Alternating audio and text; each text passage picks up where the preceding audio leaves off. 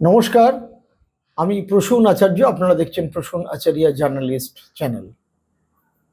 বন্ধু, আজকে আমাদের যে আলোচনার বিষয় সেটা একটু ব্রডার অ্যাসপেক্টে আলোচনা করব, কিন্তু মূল বিষয়টি হচ্ছে যে এত দ্রুত গরিবের পেটে লাথি পড়ে গেল বা পড়ছে, এটা কি ধর্মে সইবে? দেখুন, আমার কতগুলো ঐতিহাসিক প্রেক্ষাপট এবং বর্তমানে প্রেক্ষাপট নিয়ে একটু ধান ভাঙতে শিবের গীত হয়ে যাবে, কিন্তু আপনাদেরকে কয়েকটি সময়, তারিখ, মন্তব্য, বক্তব্য তুলে না ধরলে আজকের আলোচনার পরিধিটাকে নিয়ে যেতে পারবো না। সেটা হচ্ছে 2006 সালে বুদ্ধদেব ভট্টাচার্য 230 নিয়ে ক্ষমতায় এসছিলেন, ফলাফল বেরিয়েছিল 11ই মে, এবং তিনি ওই দিন রেজাল্ট বেরোনোর পরে আলিমুদ্দিন স্ট্রিটে প্রেস কনফারেন্সে ঘোষণা করেছিলেন যে টাটা, রতন টাটা আসছে এবং গাড়ির কারখানা হবে। এটা একটা ভালো উপহার। পশ্চিমবাংলার শেষ পর্যন্ত তারা অটোমোবাইলস ফ্যাক্টরি করার ডিসিশন নিয়েছেন। 2-3টে জায়গা তার আগের টিম এসে দেখে গেছে, সেসব আপনাদের বলিনি। তারা কালকে জায়গাটা ফাইনাল করে আমার সাথে দেখা করে তারপরে যাবেন। কি ধরনের অটোমোবাইল?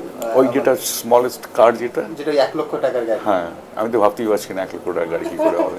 জমি অধিগ্রহণ করা হবে বলা হয়েছিল সিঙ্গুরে, আর 25শে মে ওই সিঙ্গুরের বেড়াবাড়িতে যখন জমি নেওয়া হবে বলে সরকারি লোকজন মাপজোক করতে গেল, তখন থেকেই কিন্তু সিঙ্গুর আন্দোলন শুরু হয়ে গেল।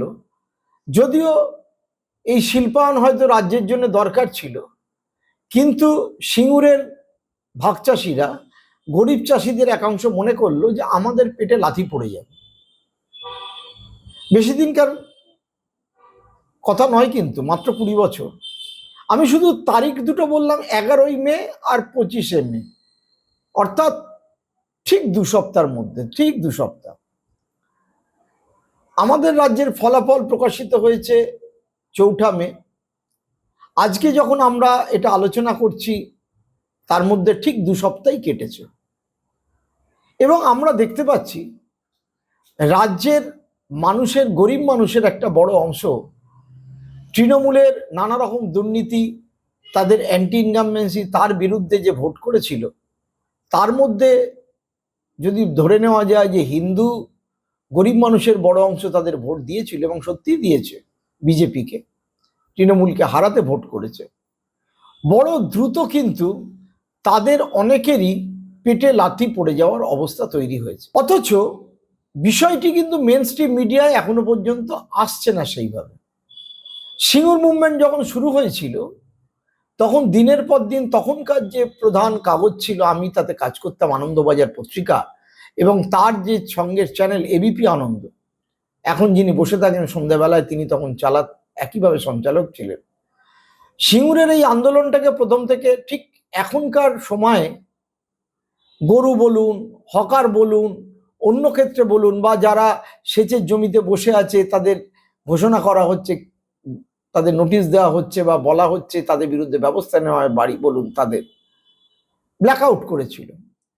আজকের মেন স্ট্রিম মিডিয়ায় আমার এক বন্ধু বললেন যে কই কোনো খবর তো কোনো কাগজে সেভাবে দেখছি না, টিভিতে দেখা যাচ্ছে না। পরে আরো 2-1 জন একই কথা বললেন। ঠিক এই প্রেক্ষাপটে একটা খবর না বললেই নয়, সেটা হচ্ছে ভারতের প্রধানমন্ত্রী নরেন্দ্র মোদী, তিনি আপনারা জানেন বিশ্ব সফরে বেরিয়েছেন। প্রথমে ইউনাইটেড আরব এমিরেটস, সেখান থেকে তিনি গেছেন ইউরোপে, বিভিন্ন দেশে। তার মধ্যে ডাচ অর্থাৎ নেদারল্যান্ডের প্রাইম মিনিস্টারের সাথে দেখা করেছেন, নানা রকম চুক্তি হয়েছে।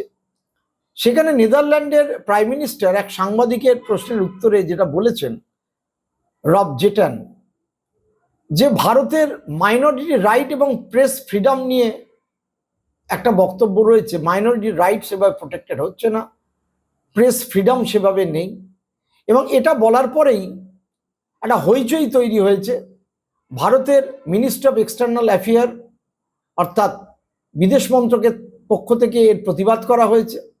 সেই প্রতিবাদে বলা হয়েছে ভারতের সভ্যতা 5000 বছরের, তাতে জিউসরা এসছে, তাতে খ্রিস্টানরা এসছে, তাতে মুসলিমরা এসছে, কোথাও কোনো সমস্যা হয়নি, বুদ্ধিস্ট হয়েছে, জৈন হয়েছে, মুসলমানদেরও কিছু করা হয়নি। এবং বলা হয়েছে এই সদ্য সমাপ্ত যে ইলেকশন হয়েছে সেখানে পর্যন্ত কোনো ধর্মীয় বিষয় তুলেই ধরা হয়নি, যে যার মতো ধর্ম পালন করেছে, ভোট করেছে। এটা সত্যি।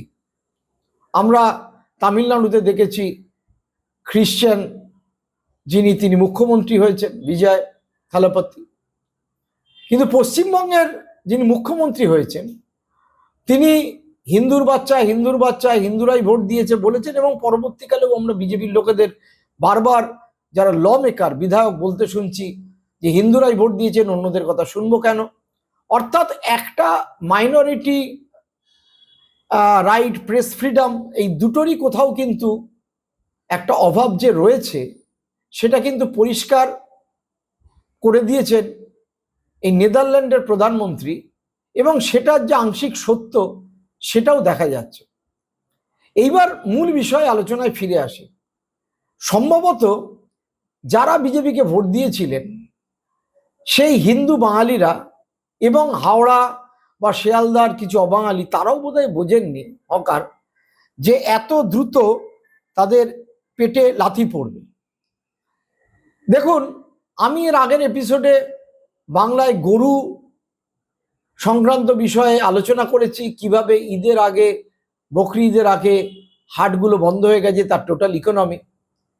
এইবার গত 2-3 দিনে যে ঘটনাগুলো ঘটছে দক্ষিণবঙ্গ থেকে উত্তরবঙ্গ, তাতে এই ঘোষেরা, যারা মূলত গরু প্রতিপালন করেন, লক্ষ লক্ষ টাকা ঋণ নেন, ব্যাংক থেকে লোন নেন বা মহাজনের কাছ থেকে ঋণ নেন, একটা গরু 3-4 বছর দুধ দেয়, তারপরে কুরবানি বা অন্য কাজে বা মাংসের কাজে বিক্রি করে দেওয়া হয়, তারা একেবারে বিরাট সমস্যায় পড়েছেন।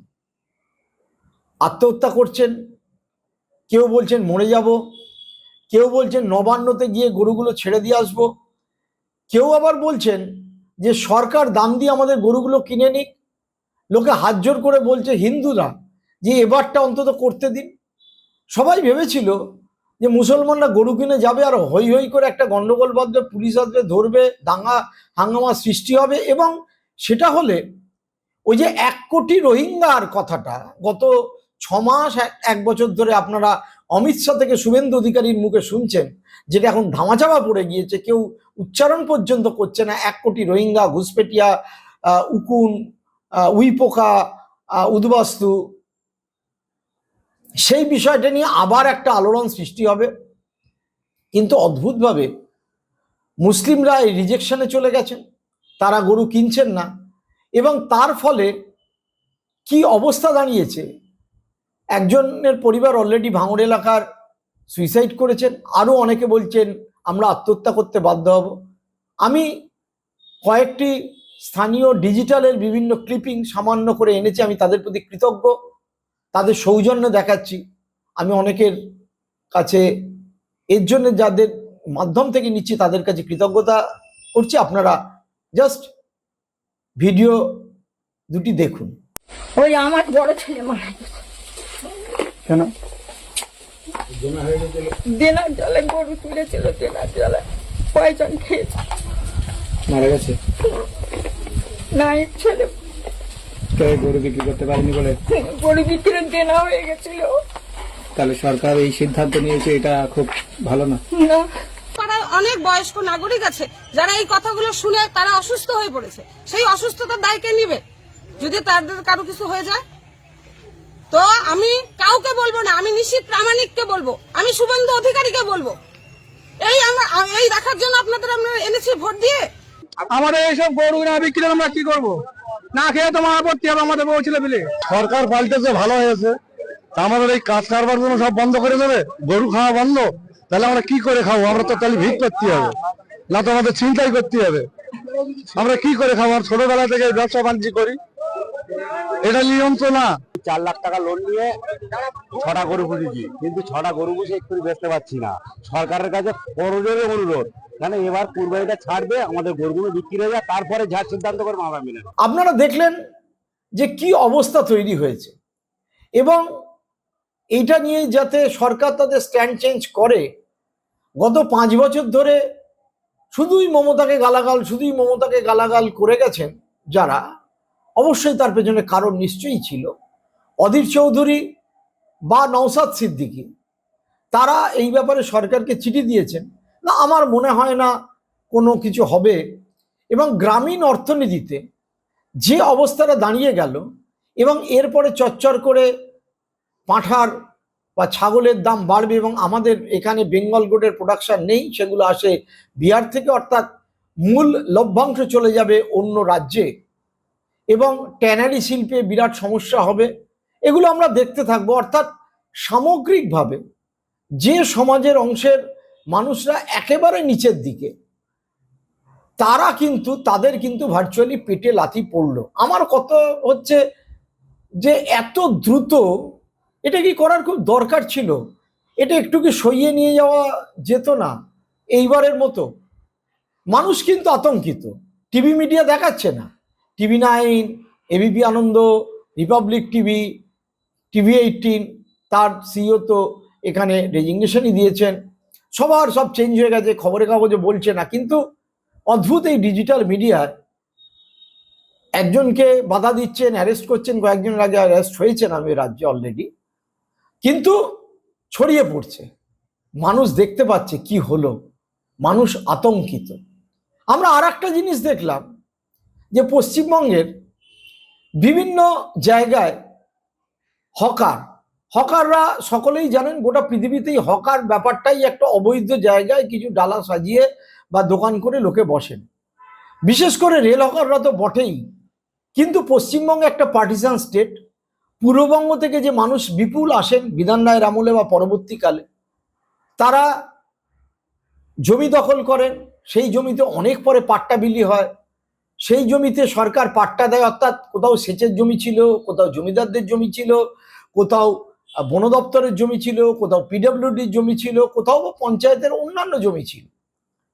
এবং এই হকারদের যদি ব্যাপার দেখা যায় রেল স্টেশনের বাইরে, আপনি সোনারপুর, বারুইপুর, ক্যানিং থেকে শুরু করে যদি আপনি একেবারে সুদূর কোচবিহার, জলপাইগুড়ি, শিলিগুড়ি, ওদিকে পুরুলিয়া, বীরভূম, সিউড়ি, বাঁকুড়া, মেদিনীপুর, চুঁচুড়া, বেলঘরিয়া, ব্যারাকপুর, শিয়ালদা, কৃষ্ণনগর, আপনি হেন কোনো জায়গা নেই। ভাটপাড়া স্টেশনের বাইরে, বালি, এই যে স্টেশন চত্বর এবং তার বাইরে, অর্থাৎ সরকারি জমির ওপরেই পরপর দোকান, এবং এই দোকান এবং বাজারকে কেন্দ্র করে যে বিপুল অর্থনীতি, কত মানুষ যুক্ত, সেইটার আমি একটা স্ট্যাটিস্টিক্স প্রাইমারিলি নিচ্ছিলাম। তাতে শুধু কলকাতায় এই হকারি করে দোকান, অর্থাৎ আমি বলছি না তারা বৈধভাবে আছেন, তারা হয়তো ফুটপাতের ওপর রয়েছেন এবং মানুষের যাতায়াতের অসুবিধা হয় অনেক ক্ষেত্রেই, এবং অনেক বেড়েছে তৃণমূল আমলে। বামফ্রন্ট আমলে যেটুকানি অপারেশন সানশাইন আপনাদের মনে আছে, 96 সালের শেষের দিকে সুভাষ চক্রবর্তী করেছিলেন, গড়িয়াহাট মুক্ত হয়েছিল, ওইভাবে হকারদের দখল, শ্যামবাজার মুক্ত হয়েছিল, আবার তারা ফিরে আসেন। কিছু কিছু হকারদের ব্যবসা করে দেওয়া হয়েছিল বাগবাজার খালপাড়ে, পরে সেখানে তাদের অন্যান্য লোকের রিহ্যাবিলিটেট করা হয়, কর্পোরেশনের লোকেরা সেখানে যারা গ্রুপ ডি স্টাফেদের বাড়ি করে দেওয়া হয়, কারণ হকাররা যায়নি। কিন্তু এই যে বিপুল পরিমাণে ভেঙে দেওয়া হলো, বুলডেজার চালানো হলো, তাতে কলকাতায় টোটাল এইরকম হকারদের ওপর নির্ভরশীল রয়েছেন 2,70,000 থেকে প্রায় 3 লক্ষ অ্যাপ্রক্সিমেটলি। পশ্চিমবঙ্গে সরকারি চাকরিতে কত মানুষ? এই মুহূর্তে 3.5 লক্ষ থেকে 4 লক্ষ। তাহলে এইভাবে দোকানদারের মাধ্যমে কত মানুষ যুক্ত? শুধু কলকাতাতেই 3 লক্ষ। গোটা রাজ্যের ক্ষেত্রে যদি দেখি, প্রাইমারি আমি একটা স্ট্যাটিস্টিক্স নিয়েছি, তাতে রেলের, অর্থাৎ সাবআরবান ট্রেন এবং তার সাথে হকিং করে যারা জীবিকা উপার্জন করেন, আমি স্টেশনগুলোতে এখন তো আদানি বা বড় বড়ওয়ালাদের ওয়ান স্টেশন ওয়ান শপ এটা হয়ে গেছে, অন্য রাজ্যে হয়েছে, তুলে দেওয়া হয়ে গেছে। আপনি একটা বগি থেকে নেমে হয়তো আপনাকে আরো 6খানা বগি পেরিয়ে গিয়ে এক কাপ চা বা একটা কেক আপনি পাবেন। এটাই এখন নতুন ভারত, মোদির ভারত, আদানি আম্বানির ভারত। সেই ভারত পশ্চিমবঙ্গ আমরা দেখেছিলাম না, কিন্তু পশ্চিমবঙ্গ সেই ভারতের অঙ্গ হয়ে গেল, কারণ সেই গেরুয়া বাহিনী পশ্চিমবঙ্গে ক্ষমতায় এসছে এবং মধ্যবিত্ত উচ্চবর্ণ উচ্চবিত্ত বাঙালি, হিন্দু বাঙালি, গরিব হিন্দু বাঙালি তারা হাত খুলে তাদের ভোট দিয়েছেন। কারণ তৃণমূলের যে দুর্নীতি ছিল, যে অপসাধন ছিল, দখলদারি ছিল, যে টাকা নেওয়া দেখেছি তাদের মন্ত্রীদের, তাদের বড়লোক হয়ে যাওয়া দেখেছি, মানুষের ক্ষোভ অত্যন্ত স্বাভাবিকভাবে ছিল, অ্যান্টি ইনকামবেন্সি ছিল, এটা আমি তখনও বলেছি, এটা আমি এখনো বলছি। কিন্তু সাভারমান ট্রেনে 70,000 মোটামুটি মানুষ এই হকিং করে জীবন নির্বাহ করে। এই হকিংটাকে যদি পুরোপুরি বন্ধ করে দেওয়া হয় তাহলে 70,000 প্লাস কলকাতায় 3 লক্ষ, অর্থাৎ 3,70,000, এবং ওয়েস্ট বেঙ্গলে যদি সামগ্রিকভাবে eastern rail, south eastern rail, Northern রেলওয়ের যে পার্ট বা কাটিয়ার ডিভিশনের যে পার্ট আমরা যদি ধরি, টোটাল এই সংখ্যাটা 5 থেকে 5.5 লক্ষ ডাইরেক্ট এমপ্লয়মেন্ট জেনারেশন এই দোকানপাটগুলোর উপর নির্ভরশীল। এরপরে তো আপনারা আছেন দোকানের বাইরে, স্টেশনের বাইরে যখন বেরিয়ে গেলেন দোকান দুধারে, যেগুলো পুরসভার জমির ওপরে বা সেচ দপ্তরের জমির ওপরে বা পিডব্লিউডির জমির ওপরে এরকম দোকান রয়েছে, এবং সেই জমজমাট সবাই ট্রেন থেকে নামেন, ফল কিনে, ইমিটেশন কিনে, ঘুগনি খেয়ে, বাজার করে, মাছ কিনে। আপনারা বালি স্টেশনে কিভাবে মাছের বাজার ভেঙে দেওয়া হয়েছে জানেন? অনেকে জানেন না, কারণ এগুলো খবরে আসেনি। পান্ডুয়াতে ভেঙে দেওয়া হয়েছে, ডানকুনিতে ভেঙে দেওয়া হয়েছে, এবং সর্বত্র এই যে বাজারগুলো, যেগুলো গত 50 বছর 60 বছর, অর্থাৎ সিদ্ধার্থ শঙ্কর রায়ের আমল, যখন পশ্চিমবঙ্গের জনসংখ্যা ছিল 3 কোটি কাছাকাছি, তখন থেকে ভারতের জনসংখ্যা ছিল 60 কোটি, এখন হয়েছে 140 কোটি। পশ্চিমবঙ্গের জনসংখ্যা ছিল 3 কোটি। তখন থেকে যে বাজার দোকান ব্যবস্থার মধ্যে দিয়ে পার্টিসান স্টেটটা গেছে, মানুষ বাঁচার তাগিদে, রুটি রোগীর তাগিদে, চুরি চামারি জোচ্চুরি ছিনতাই করে তো মানুষের চলে না, তার তাগিদে যারা বসেছিলেন, যারা এতদিন ধরে, অর্থাৎ বাবা করেছেন, দাদু করেছেন, ছেলে করেছেন, ঘড়ি সারানোর দোকান, এই ব্যাপারটা কিন্তু সারা রাজ্যে আছে। এটার সাথে ভারতের অন্য স্টেট, গুজরাট পার্টিজান স্টেট নয়, তারা অত কেউ স্বাধীনতা সংগ্রাম করেনি। সাভারকার মুচলেখা দিয়েছিলেন, ছাড়া পেয়েছিলেন, যেটা তাদের এখন তারা মালা চড়ান না, যারা যে ক্ষমতায় এসছেন তাদের তো ডিএনএ, তাদের গুরুদেব সাভারকার। কিন্তু এই পার্টিজান স্টেটের এই মানুষরা তাহলে কোথায় যাবেন যদি বুলডেজার চলতে পারে? এবং এই বুলডেজার সংস্কৃতি, যেটা হিন্দি গোবলয়ের একটা রাষ্ট্রের একটা ভয়ঙ্কর একটা শক্তি হিসেবে প্রতিপালিত হয়, সেই বুলডেজার আমরা দেখতে পাচ্ছি শুধু তপসিয়া তিলজলা বলে না, হাওড়াতেও চলেছে। অবৈধ নির্মাণ হলে নিশ্চয়ই ভাঙা হবে, তার আগে নোটিশ দিতে হবে। কারণ তপসিয়ায় আমরা দেখলাম যাদের বাড়ি ভাঙা হয়েছিল তারা বলছে আমাদের হাতে কাগজপত্র আছে, তারা কোর্টে গেছে, কোর্ট যাচাই করবে, অর্ডার দিলে নিশ্চয়ই ভাঙা হবে। কিন্তু অদ্ভুতভাবে আমরা দেখতে পাচ্ছি কোথায় নারায়ণগড়, কোথায় ঘাটাল, যে ঘাটাল ডুবে যায় মাস্টার প্ল্যানে, সেইখানে বুলডেজার নিয়ে মিটিং হচ্ছে। মানুষ কিন্তু বুঝতে পারছে না যে ঘাটালের মানুষ বন্যায় ডুবে যায়, ঘাটাল মাস্টার প্ল্যান হওয়া বা তাদের রক্ষা করা, ঘাটালের চাষবাস হওয়াটা প্রধান, বুলডেজারটা প্রধান নয়। কিন্তু আপনাদের মাথার মধ্যে ঢুকিয়ে দিয়েছে বুলডেজার। এখন আর 1 কোটি রোহিঙ্গার কথা হচ্ছে না। তাহলে কি দাঁড়ালো? তাহলে দাঁড়ালো লাথি পড়ল। আপনারা গরিব মানুষরা, মধ্যবিত্তরা হয়তো সন্তুষ্ট হচ্ছেন যে 1,500 টাকা 1700 টাকা ছিল ভাতাজীবী, ভিক্ষা নিতেন। তো আপনাদের তো বারবার এখন যারা শাসক এসছেন বলেছিলেন কেন ভিক্ষা নেব, কেন ভিক্ষা নেব, ভিক্ষা নেব না। কিন্তু আপনাদের বলা হচ্ছে 3,000 টাকা করে অন্নপূর্ণা যোজনায় পাবেন টাকা। 1,500 টাকা ভিক্ষা ছিল, 1700 টাকা ভিক্ষা ছিল, সত্যিই ছিল। কিন্তু 3,000 টাকাটা বোধহয় ভিক্ষা নয়। এখন তাতে কতজন এনরোলড হবেন আমি জানি না। এখন এই মানুষদের পেছনে কে দাঁড়াবে? এই গরুর ক্ষেত্রে আমি দেখতে পাচ্ছি এখনো অবধি সরাসরি তৃণমূল কংগ্রেসের কোনো লোক সেভাবে দাঁড়াচ্ছেনও না, তারা বুঝতেই পারছে না, গোটা পার্টি পাট্টাপ্ট হয়ে গেছে। সিপিএম এর একটা অংশ কিন্তু দাঁড়িয়েছে, তারা 22 তারিখ ডাক দিয়েছে শিয়ালদা স্টেশনে জমায়েতে সিটু, যদিও মাত্র তাদের একজন ওই ডোমকলের বিধায়ক সবেদন নীলমণি শিবরাত্রির সলতে, তবু তারা করছে। যেরকম অর্ঘ্য দাস 21 বছর বয়সের বিজয় মিছিলের পরে ছুরি নিয়ে যখন বিজেপির কিছু লোক হামলা করেছিল, তাতে মারা গেছেন অর্ঘ্য দাস 21 বছরের, তাতে শতরূপ ঘোষ গেছেন, সিপিএম এর লোক গেছে, প্রতিবাদ করেছে। কিন্তু জাভেদ, তার ভাই, তার ছেলে যিনি কাউন্সিলর, সব গায়েব। কিন্তু তৃণমূলের লোকেদের আর কোনো পাত্তা নেই, তারা টাকা পয়সা বাঁচিয়ে কি করবেন সেটা ভাবছেন। যাকে আমি আসি যে পুরনো প্রসঙ্গ বলছিলাম, আর একটা জিনিস কিন্তু ভয়ঙ্করভাবে দেখা যাচ্ছে। দেখুন, আমরা দেখেছি দিল্লিতে বলা হয়েছিল, এই বিজেপি বলেছিল যাহা যোগ্যী ওই মাকান, কিন্তু রেখা গুপ্ত হওয়ার পরে গার্দানিবাগ থেকে শুরু করে সর্বত্র, যেটা সোশ্যাল মিডিয়া এসছে, শরৎ শর্মা বারবার তুলে ধরেছেন, যে একেবারে বুলডেজ করে দেওয়া হচ্ছে গরিবদের বাড়ি, তাদের কথা শোনা হচ্ছে না। যাহা যোগ্যী যোগ্যী মাকান কি, মাকানের কোনো নেই, দোকান ভাঙা পড়ছে। ঠিক এইখানেও আপনাদের বলা হয়েছিল প্রধানমন্ত্রী আবাস যোজনা পাবেন। হ্যাঁ, সত্যি বাংলার তো যোজনার টাকা আটকে ছিল, বাড়ি হচ্ছিল না, কাটমানি খায়।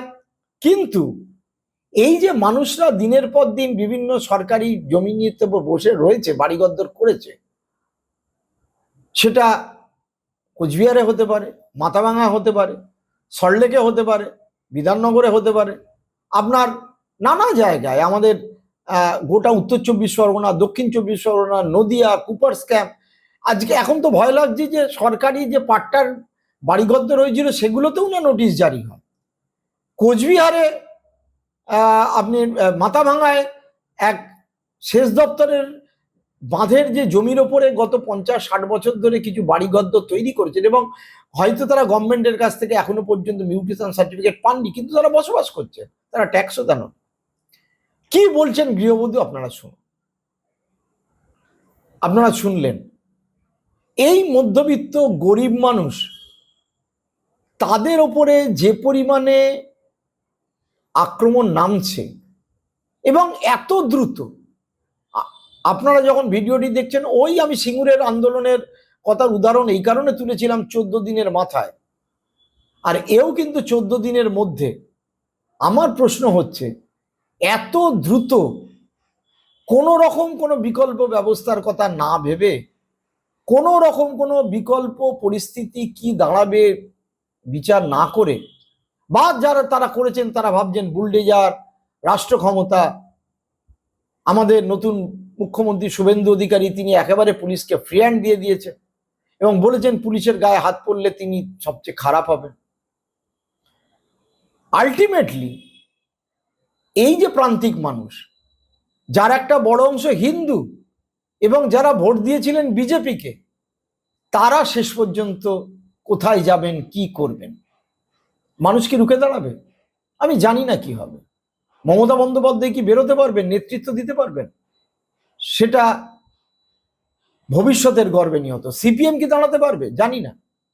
কিন্তু এটা ঘটনা, এই সরকার আসার পরে বড় অংশের গরিব মানুষ, তাদের কাছে